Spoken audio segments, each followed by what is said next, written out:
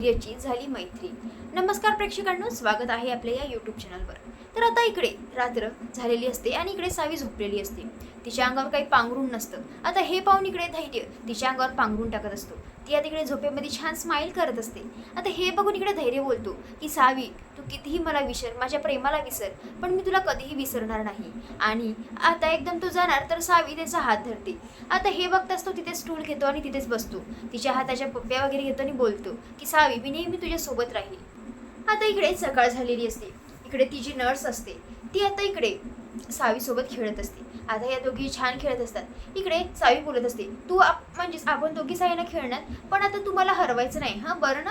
आता इकडे त्यावरती होकार देते आणि यांचं छान खेळणं चालू असतं. इकडे सावी छान मजा मस्त खेळत असते, हसत असते.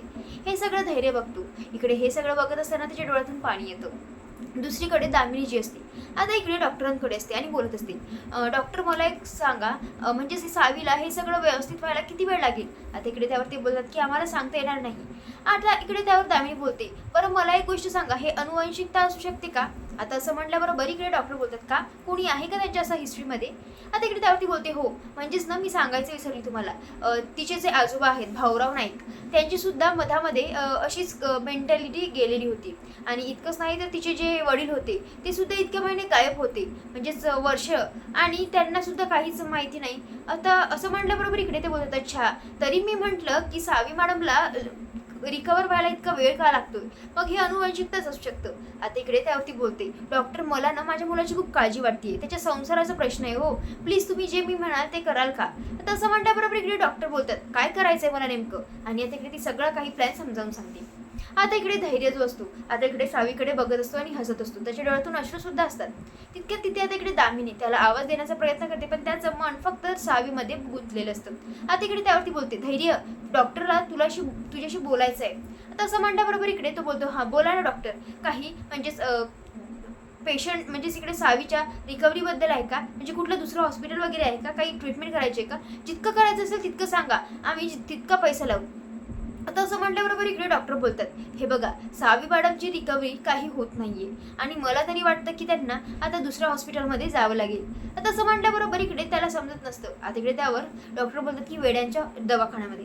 आता असं म्हटल्याबरोबर इकडे सरळ धैर्य जो असतो त्याची कॉलर धरतो आणि बोलतो, ए डॉक्टर, तिची फक्त मेमरी लॉस झालीये, ती काही वेडी झालेली नाहीये आणि मी तर म्हणतो तुलाच पाठवायला पाहिजे. आता इकडे तो एकदम मारापिटीला उतरलेला असतो. आता हे बोलून इकडे दामिनी बोलते, धैर्य त्यांची कॉलर सोड आणि तू हे काय करतोयस. अरे डॉक्टर तुला काहीतरी बोलण्याचा प्रयत्न करताय तर तू ऐकून तरी घे. आता इकडे तो बोलत असतो, अगं तू काय याची बाजू घेतीये. आता इकडे त्यावर ती त्याला शपथ घालते आणि शांत बसायला लागते. आता इकडे ते हेच बोलत असतात की तुम्हाला दुसरा कुठलाही पर्याय नाही. आता इकडे त्यावर तो बोलतो, हे बघा डॉक्टर, जर इथून कुठे सावी जाणार ते तर तिच्या घरी, म्हणजेच ती तिच्या हक्काच्या घरी, म्हणजेच आमच्या घरी. असं म्हटल्याबरोबर इकडे दामिनीला तर धक्काच बसतो. इकडे डॉक्टर बोलतात, तुम्ही काहीही करा पण सावी मॅडम इथून जाणार नाही. इथून त्या जाणार तर फक्त वेड्यांच्या हॉस्पिटलमध्ये. आता इकडे धैर्य बोलतो, तुम्ही चुपचाप डिस्चार्जचे पेपर्स रेडी करा, बाकीचं मी बघतो. काही झालं तरी सावी या धैर्यासोबतच जाणार. आता असं म्हणून आता इकडे तो देवाकडे जातो. आता इकडे हात जोडतो, त्याच्या डोळ्यातून अश्रू येतात. मागून दामिनी येते आणि बोलते की धैर्य. आता एकदम तो डोळे पुसतो आणि आता इकडे बोलते ती, अरे धैर्य तू असं काय करतोस. अरे डॉक्टर तुला बोलत आहेत ना तिची रिकव्हरी होणार नाही, तर तिला पाठव की वेळांच्या हॉस्पिटलमध्ये. तू किती वेळ तिची वाट बघणार आहे आणि तुझं आयुष्य आहे की नाही काही. आता इकडे त्यावर तो बोलतो, आई सावी म्हणजे माझा श्वास आहे आणि मी तिच्या पप्पांना भाऊंना मी वचन दिलंय की मी तिला सांभाळणार. आणि हे बघ पुरला प्रश्न माझ्या आयुष्याचा, माझं अख्खं आयुष्य गेलं तरी चालेल, पण मी सावीच्या आयुष्यासाठी म्हणजेच तिचीच वाट बघत राहील, कारण सावी शिवाय या धैर्याचं आयुष्य एकदम शून्य आहे, शून्य. आता इकडे तो असं सगळं काही बोलतो आणि आता हेही बोलतो, आई मला एक गोष्ट सांग, जर माझ्या जागी सावी असती तर तिने माझं आतापर्यंत काय केलं असतं. ती सुद्धा माझ्या उषापाशीच असती ना, माझी सेवा करत. आता हे सगळं मी करतोय तर काय झालं. हे बघ आई, तुला जे काही पण सांगायचं ना मला ते सांग, मी सगळं काही रेडी, म्हणजेच मी सगळं काही करायला रेडी आहे. फक्त तुम्हाला हे सांगू नको की सावीपासून दूर जा, मी हे नाहीच करू शकत. आणि आता इकडे घरी येतो.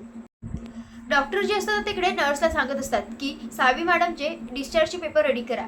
आता असं म्हणल्याबरोबर इकडे नर्स बोलते की डॉक्टर, पण ही चिमणी तर आपल्या हॉस्पिटलमध्ये आता कुठे रुळायला लागली होती आणि मला आता तिची काळजी वाटते. हो, तिला असं प्रेशराईज करून कसं चालेल. आता इकडे त्यावर डॉक्टर बोलतात, हे बघा नर्स, मला तुमचं म्हणणं पटतंय, पण हे बघा तसं पेशंटमध्ये गुंतून राहणं चांगलं नाहीये. आणि धैर्य सर ज्यावरून बोलले ना, मला तरी वाटते की ते आता इकडे त्यांना घेऊनच जाणार. आता इकडे हे सगळं काही सावी ऐकताना बोलते, आता डॉक्टर काका काय म्हणत होते आणि मला आता ते पाठवणार नाही, जायचंय मला कुठं. आणि हेच म्हणून तिकडे ती जोर जोरात रडत असते. इतकंच नाही तर ती बोलते, मी बिलकुल मस्ती नाही करणार, मी शांत बसून राहणार, मी तुम्हाला त्रास सुद्धा देणार नाही. आता इकडे तिचं रडणं पाहून आता एकदम ती पलंगाखाली घुसताना बोलते, नाही मला कुठेच जायचं नाही. आता इकडे ती नर्स बोलत असते, असं तू चल की आपण खेळायला जाऊ, तुला मी लॉलीपॉप देते. तर खूप प्रयत्न करते ती बाहेर काढण्याचा, पण आता इकडे ती नकार देत असते. इकडे त्या नर्सला सुद्धा खूप खराब वाटत असतं आणि ती बोलत असते, डॉक्टर मला नाही वाटत की सावी मॅडम जायला रेडी होईल आणि आपण असं त्यांना प्रेशराईज करून त्यांच्यावर म्हणजे अन्याय करतोय असं मला वाटते. आता असं म्हणल्याबरोबर इकडे डॉक्टर आता इकडे केबिनमध्ये जातो, इकडे धैर्यला फोन करतो आणि आता इकडे तो बोलतो की मला नाही वाटत की सावी मॅडम तुमच्यासोबत यायला रेडी होईल, त्यांना जावं लागेल तर वेड्यांच्याच हॉस्पिटलमध्ये. आता इकडे त्यावर धैर्य बोलतो, हे बघा डॉक्टर, तुम्ही त्याची काळजी करू नका, सावी माझी बायको आहे, काही झालं तर तिला मीच घेऊन जाणार. आता इकडे त्यावर डॉक्टर बोलतात, हे बघा मी त्यांच्या मर्जी बिगेर तुमच्यासोबत नाही येऊ देऊ शकत.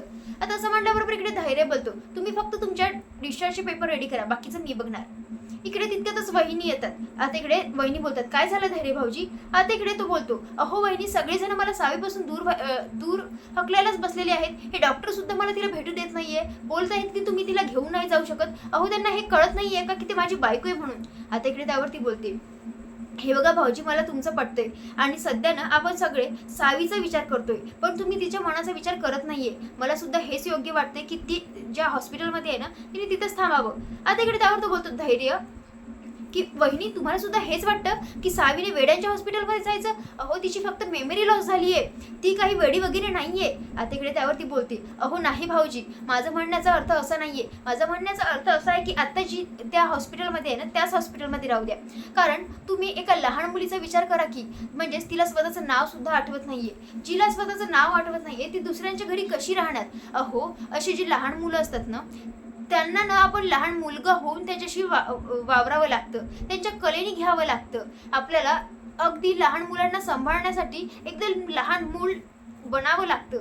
तसं म्हणल्याबरोबर इकडे तो बोलतो, वा वहिनी वा, तुम्ही माझं एकदम कोण सोडवलंच की. आता तुम्ही फक्त सावीच्या गृहप्रवेशाची एंट्री करा, बाकी मी तिला घेऊन येणारच. आणि असं म्हणून इकडे तू खुशीने आता इकडे दामिनीकडे जायला निघतो. दामिनीकडे पोलीस आलेले असतात आणि तिच्या हातात एक चिठ्ठी असते, त्यावर लिहून असतं की मधुसूदन नाईकांचा ऍक्सिडेंट नाही झालेला आहे तर घातपात झालेला आहे, दामिनी मुजुमदारची चौकशी करा. आता इकडे त्यावर दामिनी बोलते, कुणी टाकली आहे चिठ्ठी. त्यावर पोलीस बोलतात की माहिती नाही मॅडम, आम्ही सीसीटीव्ही फुटेज सगळे चेक केले, पण बरं झालं की ही चिठ्ठी माझ्या हाती लागली, नाहीतर आपल्याला सगळं लपवायला खूप अवघड झालेलं असतं. आता इकडे ती बोलते की हे बघा, लवकरात लवकर चौकशी करा कोण येते. तितक्या तिथे धैर्य येताना दिसतो. आता हे पाहून इकडे तो पोलीस जो असतो तो चिठ्ठी लवकरच लपवतो आणि आता इकडे मुद्दाम ती नाटक करत असते की मी तुम्हाला किती दिवस सांगितलंय की मधुसूदन नाईकचा नक्की कसा ऍक्सिडेंट झालाय ते शोधा म्हणून. हे बघा तुमच्याकडे खूप वेळ कमी आहे आणि लवकरात लवकर शोधा, जा. आता इकडे ते पोलीस तिथून चालले जातात. आता इकडे धैर्य जो असतो तो बोलतो की आई, मी ना सावीला घरी आणायला निघालोय, मला आशीर्वाद दे. तितक्या तिथे विलास आणि भास्कर येतात, बोलतात कशाला आणि काय गरज आहे, तशी ती काहीतरी वेडी झाली आहे ना, त्याच्यापेक्षा ती तिथंच बरी आहे की. आता इकडे ते अशी या पद्धतीने बोलत असतात. हे पाहून इकडे धैर्य बोलतो की हे घर माझं सुद्धा आहे आणि ते कोणी राहायचं आणि कोणी नाही हे मी सुद्धा ठरवू शकतो.